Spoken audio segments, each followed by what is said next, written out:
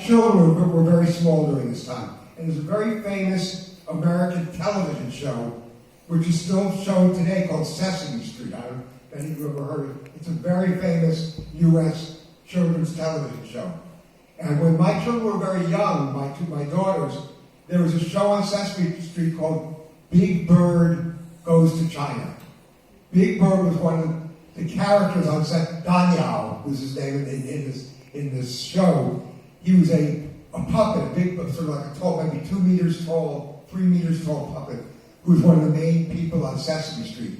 And this was a whole hour television show in the U.S. called Big Bird Goes to China.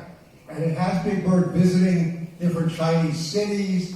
He's looking for the phoenix, Fenghuang. So he goes from city to city in China trying to find Fenghuang. And he talks to Chinese children and asks them questions and learns about Chinese food. And it's a very, very, very positive view of China that's being shown to U.S. children when my children were young. Also during this time, the U.S. media started writing. Before they did not even have any journalists in Beijing because we didn't have diplomatic relations. But then, at this point, major American media like New York Times, Washington Post, and so forth all start having reporters in Beijing who are writing about China. And interestingly, during this period, a lot of what they write about is not even, it's some things about politics, but a lot of it is more about daily life in China, trying to really sort of teach Americans more about Chinese culture and what Chinese people are like.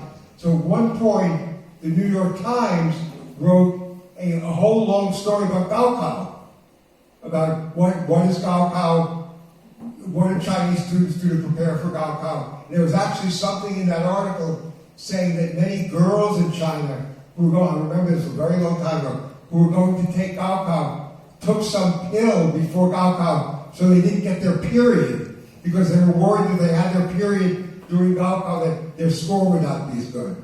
And the New York Times article talked about that. It was a long article, an entire page of the New York Times about Gaokao in China. During the same period, the New York Times also had an article about in English. Well, it was about the Chinese idea of Shen Fangzi Zai Li. First an apartment, then get married.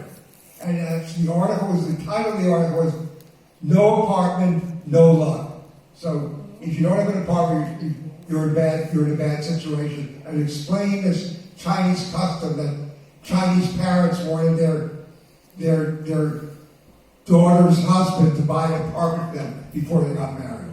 And that was another article in the New York Times for that period. So that was the China being pictured in the U.S. during that period of time. And so we're now going to go forward to the present. And this picture I just gave you of the earlier period of friendship has now really changed a lot. I'm going to talk about why has it changed. So a lot of people, when they think about what the problems with U.S.-China relations, they talk about the trade war. Both in the U.S. they talk about the trade war, in China they talk about the trade war. Maoizhan in Chinese. And so that's what a lot of people think about when they think of problems between the U.S. and China. My very strong opinion is the problems in U.S. and China relations are not mainly about trade. That's one issue, but it's not the main issue that's creating the problems for U.S. and China. And so instead, we talked a little bit about trade, but basically, I think the things that have created challenges for relations between the U.S. and China is how fast and quickly and suddenly China has risen in the last few years. And I'm going to talk about the rise of China in 3 different areas: economics, ideology, and politics. And in each case talk about some changes that have taken place, in some cases very recently, in China's situation in the world that have created problems for U.S.-China relationships. So in economics, I think that Americans for a long time believed that China was very, very good at producing very simple products. They were very good at producing umbrellas, or matchsticks, or shoes. They were great at that, but that's all they were going to be good at. And it would be very, very hard for China to move up to more complicated and technological products. And Americans, they didn't just believe it because they had a reason to believe it, which it was a very extremely common view in the U.S. that basically China's political system set barriers for further economic growth in China. So what many, many, many Americans certainly believed before, and many even believe now, is that it's with two things in China's political system. One is the lack of free discussion and internet freedom. So many Americans, a simple way of saying, many Americans have said, if a country blocks Facebook, it cannot advance economically very far. Because the idea is that to produce innovation, for there to be innovation, a country needs to encourage ideas to flow freely. That encourages innovation and change. And China doesn't have that in the same way. So therefore, there would be a limit to the growth of the Chinese economy, because the lack of freedom in China would mean that China could not be an innovative country. That was one very, very common view. The other part of the political system that people said would stop China is guanxi. So people say that, and they actually still say today, that in China, to be successful in business, it's very, very, very helpful to have connections in the party or in the government. And that a way to become rich in China, you should have guanxi. And so Americans would say that is going to hurt economic growth, because if you become rich by having guanxi, you don't need to be smart or work hard or be innovative to be rich. You become rich by having guanxi. So if Chinese people who wanted to be rich spent their time, rather than starting a new business or doing innovations, developing guanxi, that would hurt China's economic growth. So it was a very, very, very common view in the U.S. that those two features of China's political system would make it very hard for China to continue to grow rapidly, to innovate.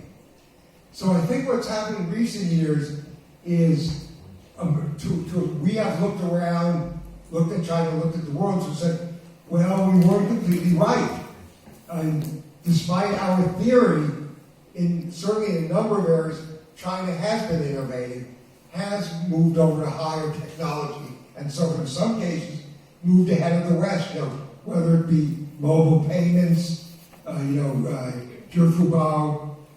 whether it be some social media apps, drones, which are planes that don't have pilots. There are some areas, not every area, but there are some areas where China, technological innovation, is doing quite well. So Americans have had to ask themselves, gee, why did this happen? And so in the context of these discussions of why is China growing, or what do you do about Chinese growth, this is where trade comes in a little bit. Americans have more recently started to say, well, the problem is that China in international trade does not compete fairly with the West. And the two things that Americans most commonly talk about, and here I'm not talking about President Trump, he has his own view of trade, which is not shared by almost anybody else, any other experts in the U.S. People who know about trade, there are two things they criticize China for. One is IP, intellectual property, sort of special processes and knowledge that a company has, and the other is cyber theft and cybersecurity, which is going into websites and stealing things from them. And the argument many Americans are now making, this is about today, is that number one, China very frequently, if they find a big American company wants to set up a business in China, set up a plant in China, and so forth, China will only agree to let them do the investment in China if they agree, the U.S. company agrees to hand over significant their own IP their own intellectual property to the Chinese company they're working with. And then the Chinese company can use that to improve their production and be more competitive with the United States. Now, this debate goes, China denies this happens. China says, no, we do not do this. I don't know, we don't know for sure. The one thing I would say, just from a logical perspective, the most pro-China group in American society is U.S. businesses, because they have a lot of investments in China. They want good U.S. China relations. They don't want to sort of say China is doing terrible things. But they are very much complaining about China's policies about IP. So my conclusion, but just logically to me, I don't think they would say this if it weren't true. So my inclination, although I don't think any of us knows for sure, inclination is to believe, yes, this is true to some extent, that China is forcing Western companies to give their Chinese counterparts some of their IP. That's sort of a way of competing unfairly for trade. Sorry. The second thing that a lot of Americans are pointing out now is what we call in English cyber theft. So cyber is like, the internet, and theft means stealing stuff. And the idea here is that usually the Chinese government actually gets into American websites from big American companies and steals designs, intellectual property, steals basically secrets from the private property of these American companies. And this again, there's many American businesses are complaining about this a lot. Now Americans make a big distinction between governments stealing from each other or spying on each other. Americans all realize we spy on the Chinese government, the Chinese government spies on us. I don't think they like it, we don't like it, but that's a part of international politics. So I think all China did was spy on the U.S. government. Most of us would say, well, we spy on your government also. No difference. The difference, we think, is that the Chinese government is also spying on American private companies. Now, one view that I've sometimes heard from Chinese is if the Chinese government is spying on behalf of Chinese warchi, state-owned companies, that's like spying for the government against the U.S. government. Now, of course, in the U.S., these are not government companies. So Chinese companies spying against a private company in the U.S. But I've heard some Chinese say that's why what we do is not a problem. They also deny they do this. During President Obama's administration, the U.S. and China reached an agreement to stop doing this. And it was followed for a number of years, but under President Trump, the Chinese have started doing this spying on internet websites again.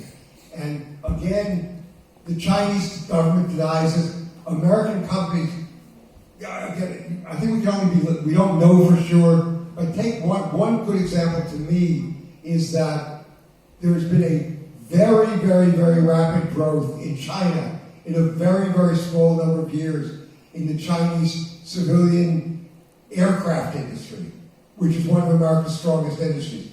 I think most Americans think it's impossible that Chinese could have made so much technological progress on this very, very complex technology in so few years without stealing designs from American companies. And the American companies certainly believe the Chinese have done that. So that's the second complaint the Americans make about in connection with the economy here in terms of unfair trade or unfair trade practice. So that's economics. Go back to something later. Let me go on to the second thing here, which is ideology. So until very recently, I'd say until very few years ago, I know a lot of professors in China, like Professor So, and I would often talk about political things with them. Sometimes I would ask my Chinese friends, why doesn't China become more democratic? Until very, very recently, they always would say the same thing. They would always say, give us time. We are still very poor. We haven't developed very rapidly yet. We don't have long traditions of democracy. They basically were saying, we would like to have an American should be style democracy, but we're not ready for it yet. So give us time. And that's what all of my Chinese professors, friends, would say to me until very recently. Now, my Chinese friends, either professor or other professors, now if you ask them the same question, what they very, very often say is, what's so good about your democracy? So they'll say, our system maybe is better than your system. You are just arguing with each other too much, you're disputing with each other too much. In China, we can all go in the same direction, we can work together, we can work for some goals that we're all working on. That is a better system than your system. That's very, very new, and it's sort of an ideological challenge to the way Americans tend to think about these things. And it's very, very recent. Here again, there's an what do Americans say in response to this? We tend to say, yes, our system has problems, but it's not very efficient, it works very slowly. But we, in U.S. culture, U.S. political culture, put a lot of value on ideas that we talk about a lot, like freedom, tolerance, and diversity.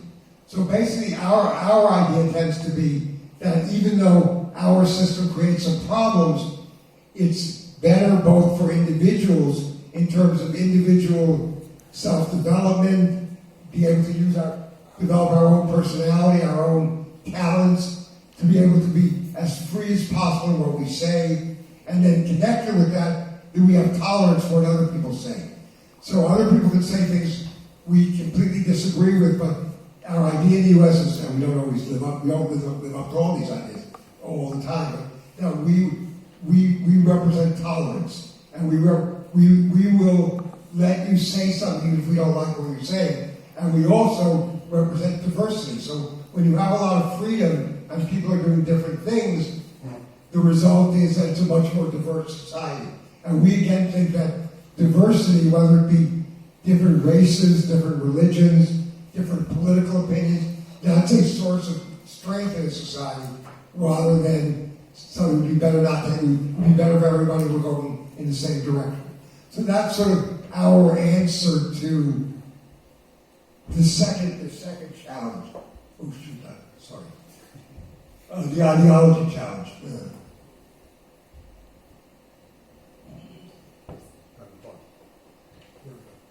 And so the third challenge is a political challenge. And I really mean international politics. And here, for a long time, China followed the words of Deng Xiaoping on foreign policy, which was, Deng Xiaoping once said that China should keep a low profile, hide its strengths, bide its time, not be too loud in international affairs. That was for a long time the basic principle of Chinese foreign policy. That has definitely changed under Xi Jinping. The part of the rise of China is a rise of assertiveness in Chinese foreign policy, and China's status in the international community. Partly that has been brought about. An advantage for China has been President Trump, because President Trump is so unpopular in a lot of parts of the world that people say, well, compared to President Trump, China looks very good. So I think actually President Trump has helped develop the status of China in the world. But I think an incident I see, I know a number of you from Asia or Africa, the whole Idai-Ilu initiative, One Belt, One Road, which is a major change in Chinese foreign policy under Xi Jinping. And it's interesting, when Idai-Ilu was first announced, in America, nobody even knew what it was. If you said to somebody, One Belt, One Road, they would look at you like, who are you? What are you talking about? They didn't know anything. Now it's not the most common topic in the U.S. media, but it's now become a much more common topic than it was before. And so that is sort of the third challenge that America faces from the rise of China a foreign policy challenge for the U.S. government. We also see another area where China has become much more assertive is the South China Sea. And so when Americans look at the map that China has of the South China Sea, the nine dot map, the parts of the area that China is claiming for its territory are literally thousands of kilometers from China. They are very, very far from China.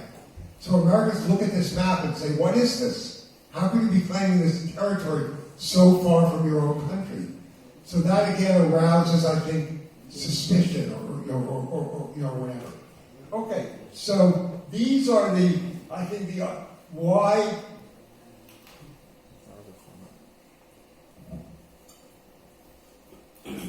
why have we had these problems in the relationship? I mean, it basically relates to challenges that have been created by the very, very fast rise of China, and Americans being worried about that. And so, actually an interesting example is that teacher went to John School. Okay, this book was written by a colleague of mine at the Kennedy School, Graham Allison. And notice the title, it's called Destined for War. No, there's not a question mark, it's a statement, Destined for War. And this is a book about something that he has called the Thucydides trap. Has anyone ever heard of this expression? Teach for war? Okay, so what this is, and what Graham Allison's book is about, this is a historian from ancient Greece, and this is a very hard name to pronounce. For anyone who would like to know how to pronounce it, Thucydides. But he was a very famous historian in ancient Greece, and he wrote a famous book about a war between the two most powerful cities in ancient Greece, Athens and Sparta. And he basically said the reason for this war was that Athens was the traditional dominant power in Greece. And then during this period, Sparta was rising and going higher and higher. And what he said was, when that happens, the two nations are likely to become very hostile to each other and have a war. And Allison's own reading of history is that he says that of 16 situations in the last 300 or 400 years where there's been a rising power and a older power that was at the top and maybe isn't anymore. In 12 out of those 16 cases, there was a war. And so he says he's very worried. He doesn't want a war, but he's very worried that China and the U.S. could be headed for war. And he goes on talking about that a lot. He doesn't want it to happen, but he's very worried that it can happen. Again, that's what he calls the Thucydides trap, and this is his book if you ever want to read it.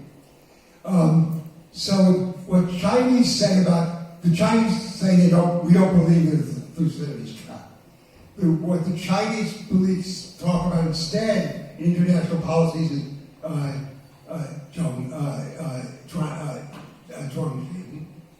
win-win. So Chinese say that we don't believe in these kinds of things. We believe in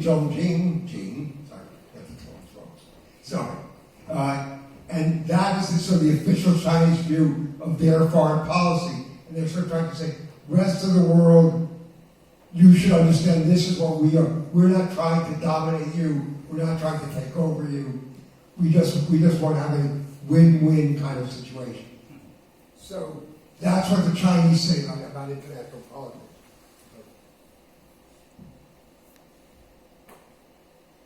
So the question which I'm going to end with now is, so we talked about the U.S. becoming from adversaries to friends. Now it seems like we're going from friends to question mark. Where are we going? So, in some ways we don't know yet. But if you look at what's happened in the last, very, very recently, in the last year, 1 year, very, very short amount of time, and I think many Chinese people may not know this yet, there's actually been a very big change in the, what should I call it, the center of opinion among policymakers and elites in the U.S. about China. Attitudes towards China among China experts and experts in foreign policy and even domestic have gotten much, much, much more negative.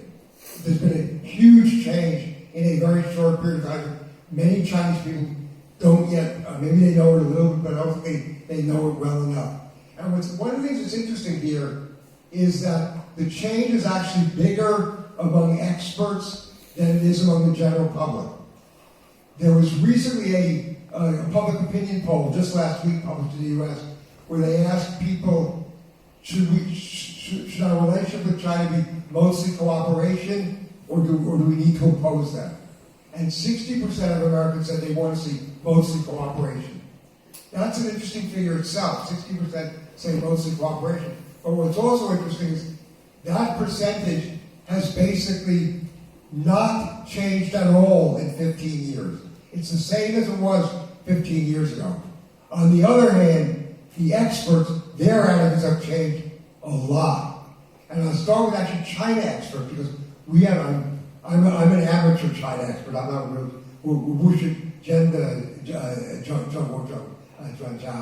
but we have many China experts in America. Their job is to study China. They speak Chinese, they read Chinese, they spend all their time working on China. We call it China experts. And they very, very much believed for a long time in this idea that the more that China grew, the more it would become like the West. That was the idea they had, that China's rise was good, not just for China, but also for the U.S. and for other countries. Because as China became richer, it would become more similar, more democratic, more similar to the West. That was the dominant view for a very long time among the China experts.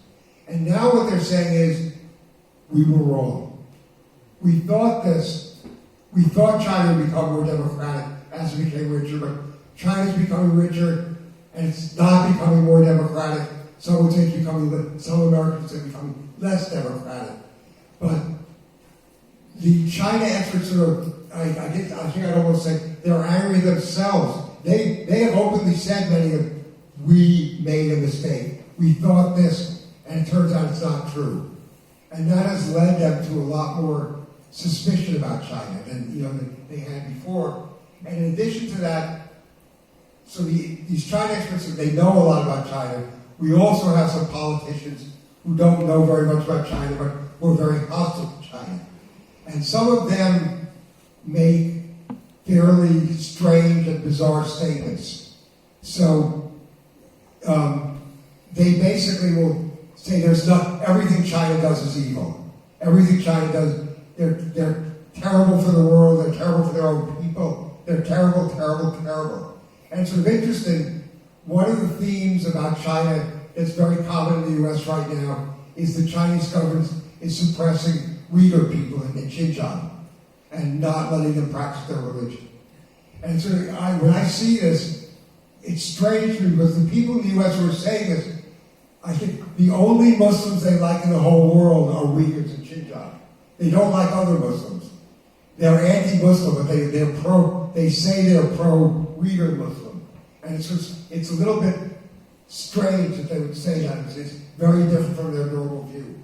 And so it's very, very, if you read the U.S. media, the same U.S. media that 10 years ago was writing about the Gaokao is now writing about NGOs being arrested, various people being punished for different things. The reporting about China in the U.S. media has become, again in the last year or two, much more negative. So the point I want to make is that in a very, very short period of time,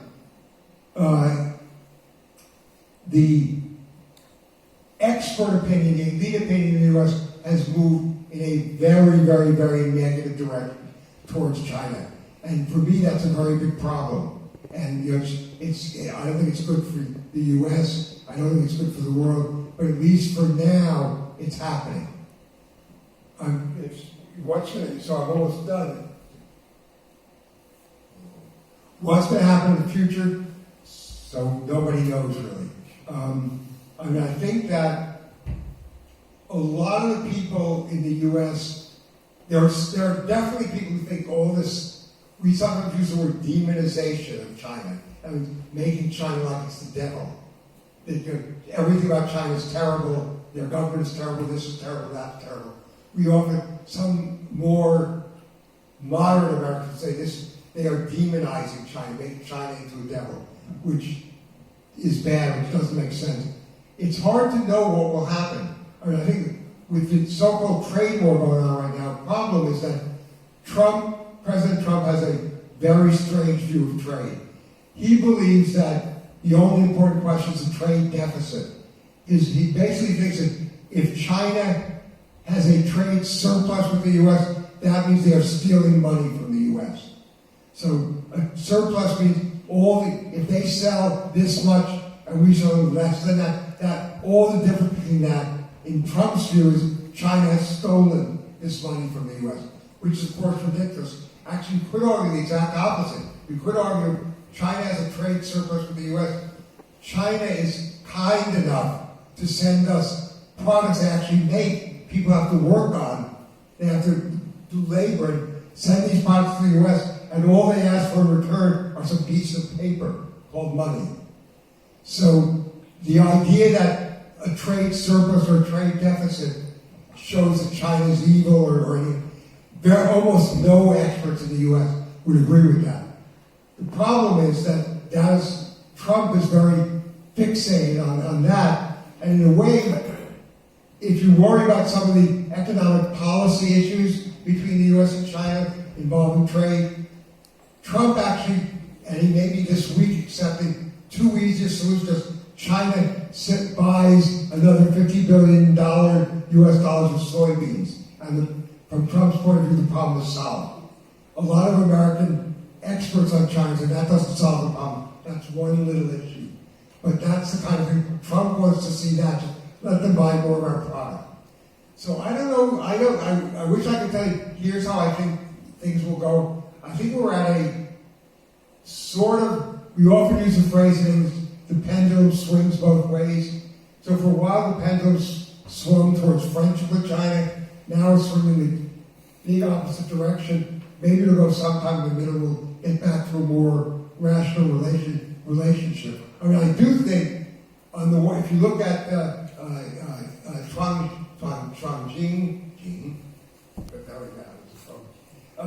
I think what the Chinese say has a lot of truth to it. That's a good way of thinking about how these relations should be.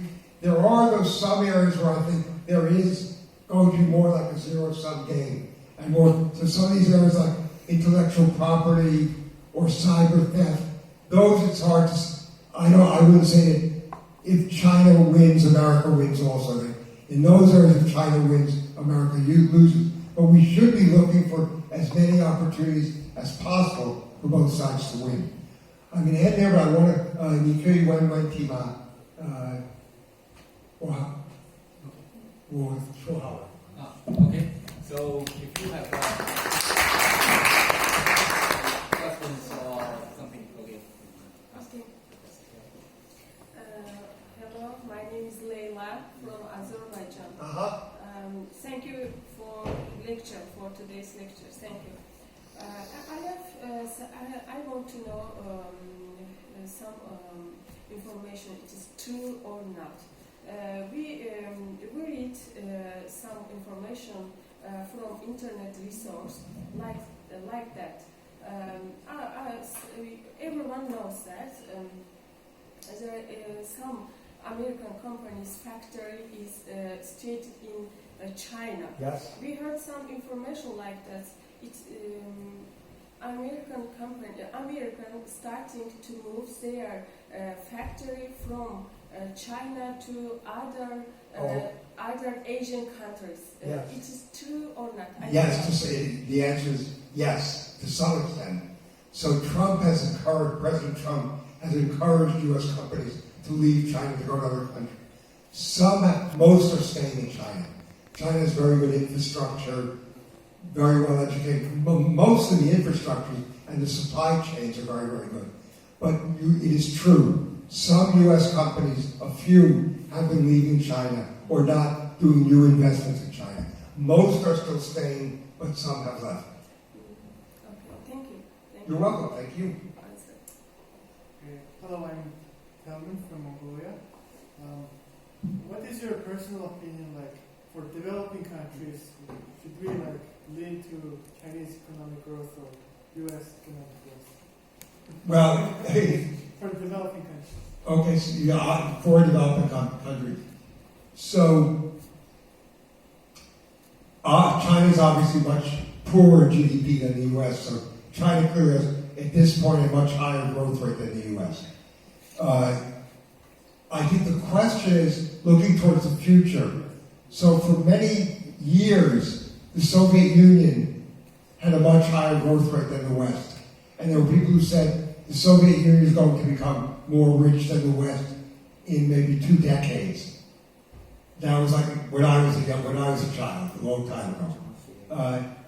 And so at some point, the problems of the communist system in Russia began to lead to the economy to slow down or even collapse.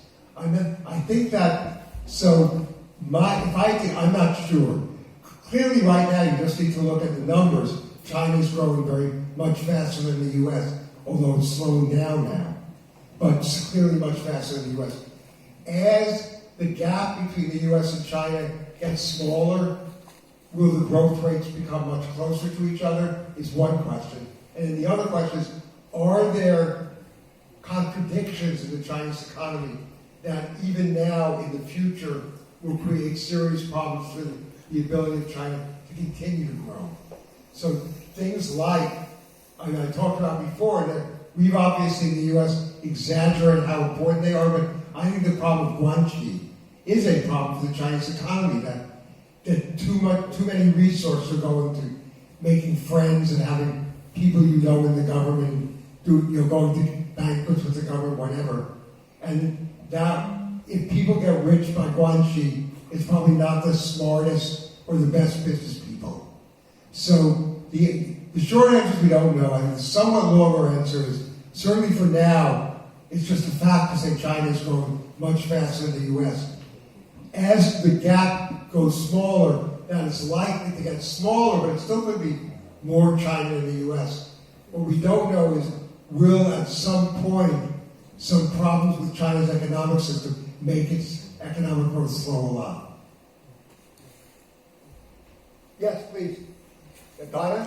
Yeah, Ghana. Yeah, so America and China. One of my daughters lived for a summer in Ghana, working at a company that made. She's interested. I'm sorry to interrupt.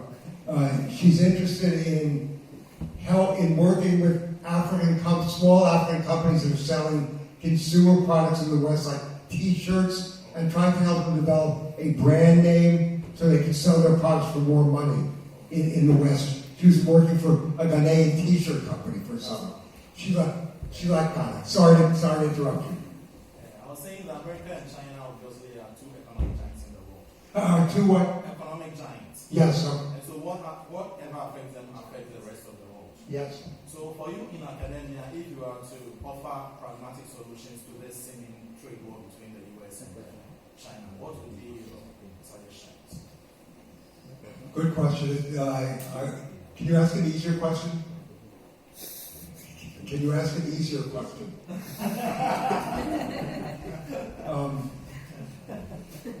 So specifics, again, I think that the trade war itself will not last forever.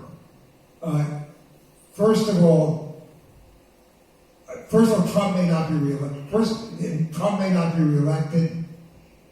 Trump is very, very good at claiming a victory. Like this week, he sort of said, China's buying all these soybeans. Many Americans think that's not meaningless, but not a big thing. So Trump may just declare a victory just to say it's going to be over. There are a lot of businesses in the U.S. that are not happy about the trade and the tariff problems. So if I had to predict, okay, I'll make a prediction. I'm not sure about this prediction. I think the trade war is likely to end or be de-escalated within a year or even less than that. That doesn't mean that tensions between the U.S. and China will end. They may continue to even get worse. But the thing called a trade war, with high tariffs and all these things that Trump has done, I think that will end within a year, maybe earlier. Sir? I want to ask about what's your opinion about the impact of trade war between U.S and China? I'm sorry, Impact for trade war for economy around the world. Impact of trade war between U.S and China for economy in around the world. For the economic, what was the second part? For economic around the world. What's the impact of the U.S. and China for economies around the world? It's been overall very, very positive because it's led to a higher rate of growth in developing countries. If you look at the statistics from the World Bank, the amount of percentage of people in developing countries who are poor going down, life expectancy in developing countries going up, health going up, and a lot of that is other countries gain from the prosperity of both the U.S. and China. So in that case, it's a win-win, because I think the people who gain from the growth of the U.S. and China is developing countries in the first instance, whether it be in Africa or Latin America or Asia. Do you agree? And so I think that the economic success of the U.S. and China is the best possible news for developing countries. And is helping developing countries grow. My name is Faith. What do you love? HUS. Okay. Yes. So my question, the premise of my question is this. Okay, there is a common saying that says, the enemy of my enemy Is my friend. and the friend of my enemy is my enemy. So looking at how the gap between China and America is narrowing down, do you think You mean the economic gap? yes, Yeah. the gap is narrowing down? Do you think beneficiaries of China, say people who are benefiting from Chinese scholarship, do you think they might be affected in some way, maybe being stigmatized by the U.S.? You mean when they go back to their home country? When they go back to their home country, or maybe they have another opportunity to go to the U.S.? Yeah, and Looking at the fact that they have studied in China Mhm. and the, let's say, crisis between China and right, I understand your question. So far, academic exchanges between either the U.S. and China or other countries and the U.S. have not been affected by the China-U.S. problems, except it depends what you're studying. If you're studying public administration, it's not a problem at all. If you're studying biotechnology, so there are science topics where the U.S. has become more and more worried that Chinese scholars in the U.S. are taking secrets back to China. And so there's been difficulties for academic exchange between U.S. scholars and Chinese scholars in the sciences. And so you're saying, though, if you come from, where are you from? You're from? Liberia. No, from Liberia. If you come from Liberia, you have studied in China, will it be harder for you to study in the U.S.? First, let me start. It would not. I think the answer is no. So first of all, a decision about whether to accept you as a student in the U.S. is made in the U.S. and a very the government doesn't decide whether you come or not. I guess they could decide, will they give you a visa? They could. I haven't heard of it. Could they decide you've studied in China, so we're not, even though an American university has accepted you, we're not going to give you a visa? I guess they could. I haven't heard about that, but I'm not saying it's impossible. And if there's a visa application in the U.S., you have to say what countries you visited, what countries At are times they ask you, which other countries have you visited? on the visa application. Sometimes or always? Always. Good. So the answer is, what would you say again? No, I'm listening to you. Oh, okay. I thought I heard you say something. So the answer is, I haven't heard this discussed in the U.S., but now you ask the question, could this, in principle, happen that a student has studied in China, they then want to study in the U.S., and the U.S. would have to be the U.S., in this case, the U.S. government, not the university. The university maybe admits that, but the U.S. government would not give you a visa. Could that happen? I guess in principle it could happen. Will it happen? I don't know. I wish I could give you a more certain answer. Let's say, yeah. You and then you. Thank you. My name is Terence. I'm from Papua New Guinea in the Pacific. Thank you for your time and wonderful information you're presenting. Okay, my question is, at the moment, with the trade war between China and U.S., China is exemplifying the trade war by going into the policy of Belt and Road, One Belt, One Road initiative. And so that we can see that China is giving concessional loans to the developing third world countries, particularly in the Pacific and in Africa, to be able to build infrastructure. Okay, in your view as an academia, what do you see the U.S. Foreign policy in terms of addressing this, I should say, an aggression by China? You mean addressing the One Belt, One Road? Yes, yes. So, some political figures in the U.S. have made critical statements about One Belt, One Road. They've said, you probably heard this phrase, debt trap. I think this was sort of, well, I don't think the U.S. originated this phrase, but some of our politicians have been saying this. My personal opinion about One Belt, One Road is that the bigger danger is that China will spend all of this money in developing countries and won't get their money back. And China will lose money from this because loans won't be paid back, even with no debt trap. I guess my feeling would be, if I were a developing country in China offering One Belt, One Road money, I would probably take it. The main problem with it, I think, is that many Americans feel that China adopts a much too, in the name of not interfering in the internal affairs of other countries, they basically cooperate with a lot of very corrupt rulers. So, one problem with One Belt, One Road is it's strengthening corrupt rulers in a number of developing countries. So if I lived in a developing country, my main worry might be that this is strengthening my rulers from stealing money from my own people. The U.S. has not said that much about this. I think basically we give aid also. It's not nearly as big as One Belt, One Road. My guess is the U.S. will just accept it. It just will be theirs. The U.S. won't do anything about it. Your question. Yes, thank you very much. This is George S.Kelman Jr. from Liberia. I must commend you for your deliberations. I'm delighted and overwhelmed to sit on the presentation. U.S. China relationship, past, the present, future. Here's my question. As a researcher, what do you think will happen in the future between China and America? What was the first part of the sentence? As a what?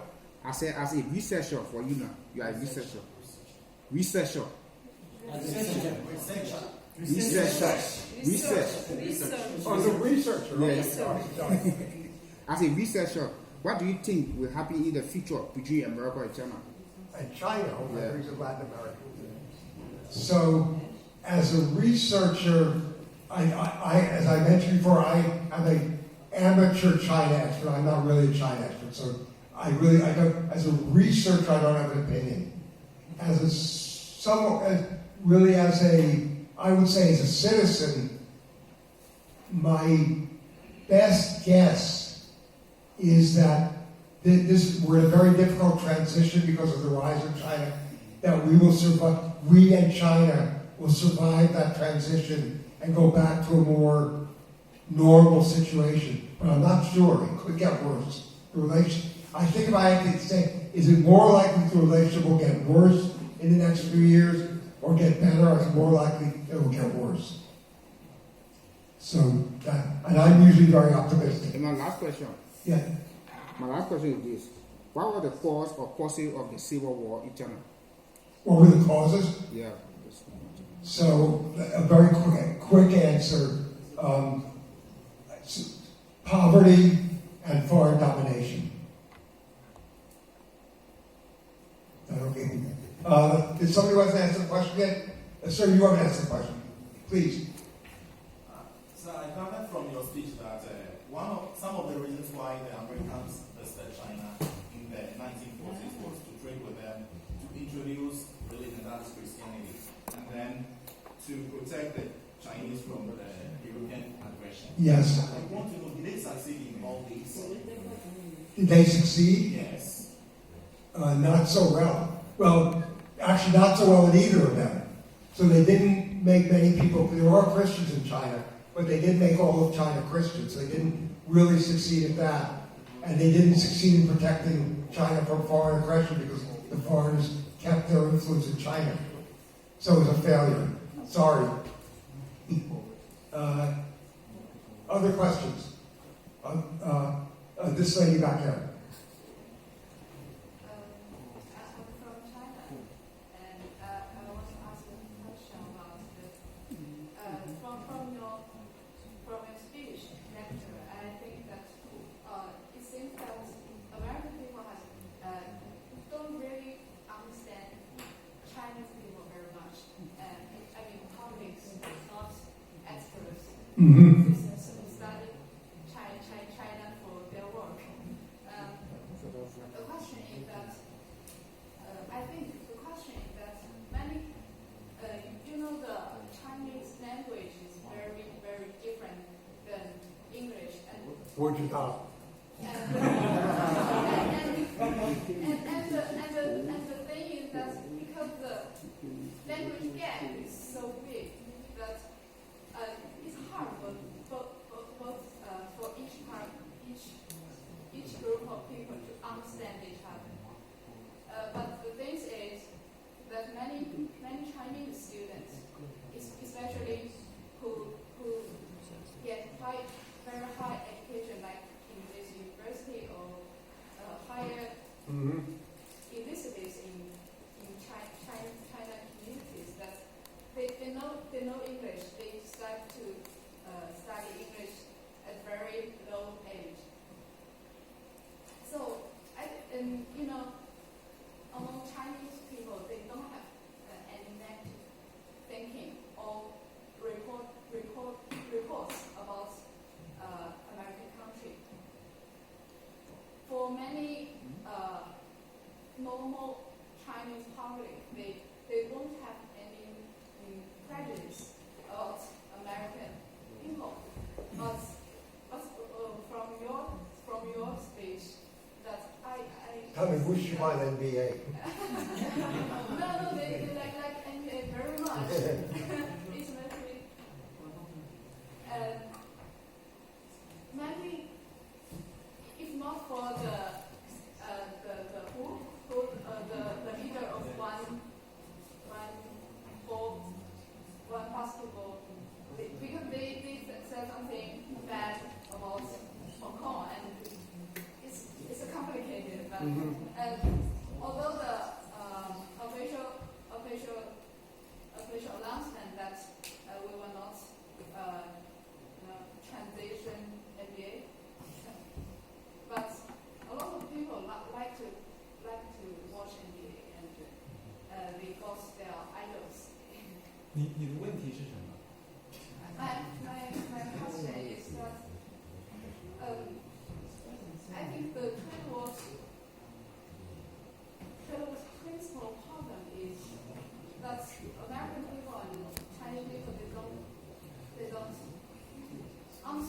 other very much, especially American people. They don't understand Chinese because Chinese people understand English more. So they understand the culture of them. Actually, many of us can understand your stance about democracy. We understand your Okay, I understand. You think we understand them, so they should understand us. So you think the situation that Professor told us is a little unfair. But I want to tell you, as the research or the student of the public administration, in the academic world, we just allow different voice, and we just come down and see and try to find out some difficult answer of the questions. But do not make a judgment before many investigation, and many difficult questions there is no answer. If you want to try to find an answer or only one answer, a certain answer, maybe we should try another way. And we just thank Professor Kelman come here to tell us the truth about the opinion from the American public. If we just do not listen to his speech, we don't know the situation. We don't know the truth. But if we think the truth is not our, want to be, and we just want to change, okay, in this evening, in this room, even you change everyone's thinking, you cannot change the world. Okay, so accept that, and try to find out what's the reason, and what to do to the future. Because these questions, it misunderstand between the two cultures, between the two countries, is very hard to answer. Nobody in this room can give you an answer. It should be like this, it should be like that, and we should... I'm going to defend this woman. I think she is correct that there are more Chinese who know a lot about the U.S. than there are Americans who know a lot about China. Yes. And not just because there are more Chinese people, even as a percentage. There are, I will say, we Americans are learning or have been learning more and more about China. So at Harvard University, my university, most students have to study a foreign language. Traditionally, the most common foreign language was always Spanish was the first, French was the second, German was the third. Now, Spanish is still the first. Now the second is Chinese. So hundreds of students at Harvard every year now are studying Chinese. I think there is depth. So I agree with what Chua said, but I'm going to defend you. I think you're right, and I think there are certainly Chinese students, particularly if they believe Chinese media, may have some misunderstandings about the U.S. But I do agree with you that a lot of more Chinese know a lot about the U.S. than U.S. people know about China. So that is what we do now. We invite Professor Kelman from U.S. to our country and tell the truth, tell the situation regarding the topic. And he will back and just tell the American public what we thinking and how he treated in China and how the days he spent in our university. So the situation will be changed. And no matter what's the situation going on, I think it's some normal things. We should be more patient. Yeah. So in the managed world, there is not right or wrong, even or angel. Just the right things come to the right time and in the right place, so everything will be done. Okay? So we are very thankful. Last question? Yeah, last question. Please. I'm appreciating your time, Professor Kelman. My name is Tural. I'm from Azerbaijan. As we know, in 1991, Soviet Union collapsed and bipolar system did not exist anymore. So we shifted towards unipolar system. So unipolar system. Okay, yeah. The domination of the United States. So what do you think about now, after especially the President Trump elected in USA? Are we going to multipolar system? And is China going to be one of the poles of the international relations or not? I'm sorry, one of the what? Is China going to be the one of the poles of Poles, yeah. of this international relations So system? clearly,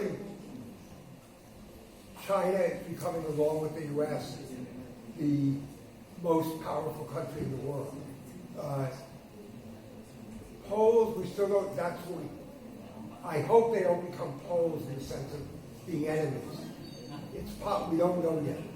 But clearly, China's role in international politics has already gone up a lot and will continue to be quite powerful unless there's an economic or political problem with China. Thanks. Okay, 谢谢大家。